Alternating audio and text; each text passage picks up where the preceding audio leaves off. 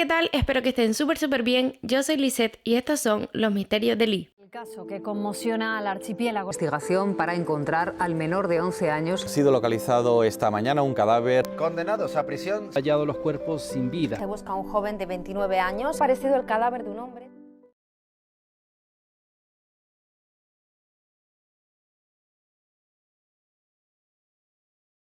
Este caso me lo pidió un seguidor que se llama, por lo que dice en su usuario de YouTube, Johnny Torres, así que muchísimas gracias porque no lo conocía y la verdad que es bastante interesante. Y ahora sí, el día de hoy vamos a hablar sobre el caso de los asesinatos del lago Bodom. Nos ubicamos el 4 de junio del año 1960 en Finlandia, más concretamente en el lago Bodom, a las afueras de la ciudad de Espoo, bastante cerca de Helsinki. Este era un lugar bastante frecuentado por los jóvenes, pues se podía acampar, pescar, nadar en el lago, entonces había muchos que iban a hacer este tipo de cosas o simplemente a pasar el día rodeado de naturaleza, además de que el lugar es precioso. Como les digo, era bastante frecuentado por los jóvenes y en el día que nos encontramos, ese 4 de junio, hacía bastante sol, bueno, el tiempo estaba espectacular, por lo que 4 amigos que ahora conoceremos deciden ir a acampar a las orillas del lago Bodom. Estos amigos son Irmeli, de 15 años, Tuliki, de 15 años, Seppo, de 18 años y Nils, de 18 años. Irmeli y Tuliki son chicas y Seppo y Nils chicos. Tuliki y Seppo eran pareja y llevaban ya un largo tiempo. Irmeli y Nils también eran pareja, pero llevaban menos tiempo, llevaban un par de meses solamente. Entonces ellos se llevaban muy bien entre ellos y deciden ir a acampar y hacer como esta escapada en pareja. Al mediodía de ese 4 de junio en moto las parejas llegan hasta el lago Bodom. Ellos pasan allí lo que queda del resto del día, pues rodeados de la naturaleza, pescando, nadando y también consumen alcohol. Es verdad que este consumo de alcohol fue de manera moderada. Alrededor de las 10:30 de la noche se va el sol, empieza a caer la noche y poco después ellos deciden irse a dormir. A las 3 de la mañana más o menos empieza a amanecer y sobre las 4 y las 6 de la mañana alguien o varias personas, no se sabe, cortan las cuerdas que sostienen la caseta de campaña donde están durmiendo los jóvenes. Esto hace que toda la caseta se derrumbe encima de ellos y ellos queden dentro de la caseta. Tras esto, esa persona o personas empiezan a apuñalar a los jóvenes. Hay que recordar que los jóvenes están dentro de la caseta, por lo que esta persona o personas lo están haciendo atravesando la tela de la caseta. Esta persona o personas lleva un cuchillo con el que está dando las puñaladas y además también tiene un objeto contundente que no se sabe cuál es y con el que también agrede brutalmente a los jóvenes. Irmeli y Nils no se sabe bien por qué, si porque ellos lograron salir o el atacante o atacantes lo sacaron de la caseta, estaban fuera, pero Seppo y Tuliki seguían dentro de la caseta. Ellos murieron ahí, murieron apuñalados y muy golpeados. Irmeli, que estaba fuera de la caseta, también murió apuñalada y muy golpeada, y Nils también tenía apuñaladas, muchos golpes, pero sobrevivió. Como les digo, Nils estaba vivo, pero estaba inconsciente, por lo que él no pudo huir ni pudo llamar a nadie para decirle pues lo que había sucedido. Todos los cuerpos fueron encontrados a la misma vez. Esto podría llegar a ser importante para un poquito más tarde. En el lugar, a la orilla del lago donde ellos estaban acampando, también había otro grupo de jóvenes acampando, que también eran un poquito más jóvenes que ellos. Ellos dicen que alrededor de las 6 de la mañana ellos salieron de su caseta de campaña y se pusieron a contemplar el lago y los pájaros.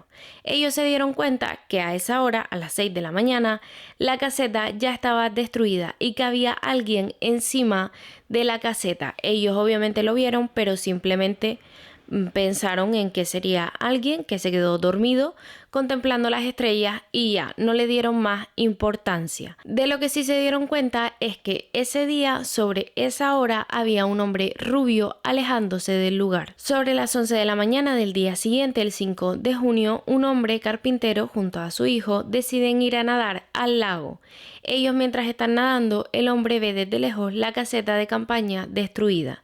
Esto le llama bastante la atención, por lo que decide acercarse, y es ahí cuando se da cuenta de los cuerpos sin vida de los jóvenes y que están llenos de sangre. Automáticamente le dice a su hijo lo que está viendo y deciden ir juntos hasta el lugar más cercano para poder llamar a la policía. Mientras ellos están yendo a este lugar para dar aviso a la policía, otro hombre llega al lago y se topa con los cuerpos, por lo que él también va hasta otro lugar cercano para dar aviso a la policía. El carpintero llama a la policía alrededor de las 11:15 de la mañana y al mediodía la policía llega al lago. Es este hombre el mismo que acompaña a la policía hasta donde están los cuerpos. La policía no daba crédito a lo que estaba viendo, pues cuando ellos llegan se encuentran el cuerpo de Nils encima de la caseta. Ahora hablaremos de en qué condiciones, y dentro de la caseta los cuerpos de Tuliki y Seppo. Ahora sí vamos a hablar más detenidamente de qué tenía cada cuerpo. Nils tenía unos golpes brutales en la cara, tenía la mandíbula rota y también una puñalada en la mejilla tan profunda que a través de ella se le podían ver los dientes. Además de todo esto, había recibido un fuerte golpe en la cabeza que estaba haciendo que goteara líquido cerebral por la nariz. Sorprendentemente, para cuando llegaron los médicos, él seguía con vida y finalmente lograron salvarle la vida. Ellos mismos, los médicos, afirman que si no hubieran llegado en ese preciso momento, si hubieran tardado un poquito más, Nils también hubiera perdido la vida. Seppo estaba dentro de la caseta, boca arriba, y presentaba varias puñaladas en el cuello y en el pecho.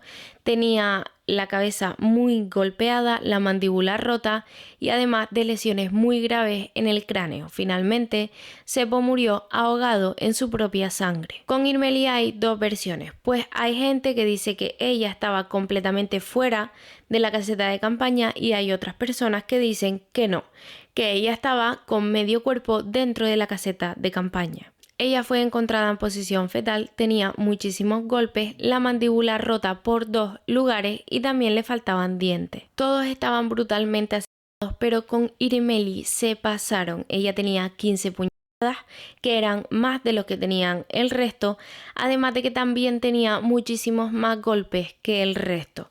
A todo esto se le suma que ella estaba desnuda de cintura para abajo. Lo que sí que no se puede confirmar es si fue agredida sexualmente o no. El lugar era bastante tranquilo, donde no pasaban este tipo de cosas, por lo que la policía no estaba acostumbrada a que pasaran estas cosas y ni siquiera sabían cómo manejarlo. En la escena encontraron una funda de almohada que estaba enrollada y atada con gomas. En esta estaba manchada de sangre, una sangre que no lograron identificar, y además también estaba manchada de semen. El semen no pertenecía a ninguno de los dos chicos. Nils fue el único sobreviviente, por lo que fue interrogado por la policía. Él dijo que no recuerda nada, ni en qué momento pasó, ni cómo pasó, ni nada. Es lógico si está goteando líquido cerebral por la nariz también. Y lo único que él dijo que recordaba es que era un hombre y que iba vestido de negro, que tras esto pues lo vio todo rojo. El lugar de los hechos era un lugar bastante pequeño, por lo que muchos ciudadanos se presentaron voluntarios para ayudar a la policía a resolver el caso. Para mí me sorprende bastante. La policía aceptó esta ayuda y dejó que muchas de estas personas fueran hasta la escena del crimen. Obviamente esto hizo que perdieran muchísimas pistas que los podrían haber llevado hasta el culpable. La policía no estaba haciendo una buena investigación, simplemente llegaron al lugar, sacaron distintas fotos, anotaron varias cosas y ya está. Luego empezó a llegar gente que no eran policías, que simplemente eran ciudadanos, y empezaron a recoger toda la escena. Aunque había mucha gente buscando pues pistas por el lugar, buscando el cuchillo, el otro objeto con el que le dieron tantos golpes a los jóvenes, nadie encontró nada. En la escena faltaban las llaves de las motos de los chicos, pero sorprendentemente las motos estaban allí, por lo que un robo está completamente descartado. También faltaban los zapatos de Nils, que más tarde fueron encontrados en un camino del bosque bastante complicado, y también faltaban distintas prendas de ropa. Los zapatos estaban llenos de sangre, lo que deja ver que los zapatos se los quitaron después de haber cometido los crímenes. Además, a la policía se le hace bastante extraño el camino por donde estaban los zapatos, porque como les dije antes, era un camino bastante complicado y había caminos muchísimo más fáciles para poder salir del lugar. Un mes más tarde de los hechos, Nils, que ya estaba más recuperado, decide someterse a la hipnosis para que así pues él pudiera recordar al culpable de todo esto. Él logra recordar a un hombre de mediana edad, con la cara redonda y con el pelo rubio y largo. Dijo que este hombre tenía los labios carnosos, que tenía granos en la frente y en las mejillas y que además Nils intentaba arrastrarse fuera de la caseta y este hombre no lo dejaba, dándole patadas en la cara. Con toda esta información, la policía decide hacer un retrato robot de las descripciones que está dando Nils. Se hicieron los funerales de los 3 cuerpos sin vida de los jóvenes y entre las fotos que sacaron de ese día llama la atención un hombre que se parece muchísimo al retrato que hizo la policía. Entrevistaron a unas 4.000 personas, que para ese momento pues eran bastantes, además de que en el lugar donde nos encontramos la población era muy poca. Entonces 4.000 personas para ese momento eran muchísimas personas, pero no lograron dar con el culpable. Así empezó a pasar el tiempo, pero también empezaron a salir nuevas pistas y nuevos testigos. Una mujer dijo haber visto a 2 chicos alrededor de las 4 de la mañana pescando cerca de la caseta de campaña de donde se estaban quedando los jóvenes. Obviamente la policía investigó esta información y era cierto que muy cerca del lugar del crimen, de la escena, encontraron cuerpos de peces que habían sido pescados y comidos en ese mismo día. Nils, estando hipnotizado, recuerda que ellos se fueron a dormir alrededor de las 10:30 de la noche, pero que a cierto momento de la noche tanto él como Seppo se desvelaron y se pusieron a pescar, por lo que probablemente esta mujer que había visto a estos 2 jóvenes pues se estaba refiriendo a Nils y a Seppo.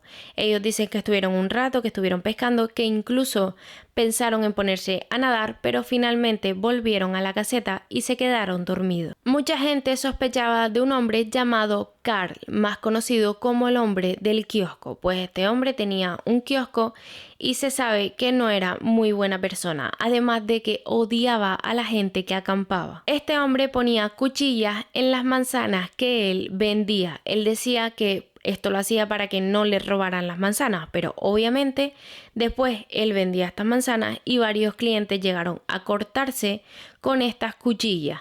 También se dice que este hombre, cuando un niño pasaba delante de su kiosco con una bicicleta, les tiraba piedra. Carl en el año 1969 se quitó la vida, por lo que nunca se supo si él tuvo algo que ver o no. Algo bastante curioso para muchas personas es que este hombre se quitó la vida lanzándose al lago Bodom. Un vecino de Carl afirma que, estando Carl muy borracho, le confesó que él cometió los crímenes y que todas las pruebas las había escondido en un pozo que tenía en su propiedad y que meses más tarde lo rellenó con cemento. Hay muchas personas que piensan que ahí es donde están pues las llaves de las motos, las prendas que faltaban e incluso el cuchillo y el otro objeto. La policía investigó la casa de Carl, no encontraron nada. Vieron este pozo, pero el pozo no fue investigado porque estaba relleno de cemento.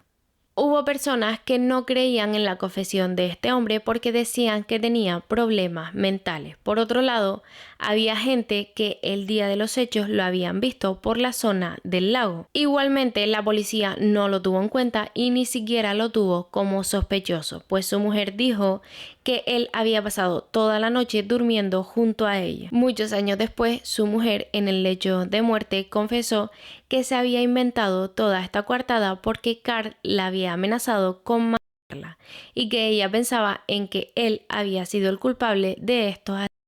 Carl no fue el único en culparse a sí mismo sobre estos asesinatos, sino que hubieron varias personas que dijeron haberlo hecho. Obviamente esto era mentira y lo único que hacían era entorpecer la investigación. El principal sospechoso para la policía era un hombre llamado Hans. Solo un día después de los hechos, el día 6 de junio, se convirtió en el principal sospechoso para la policía.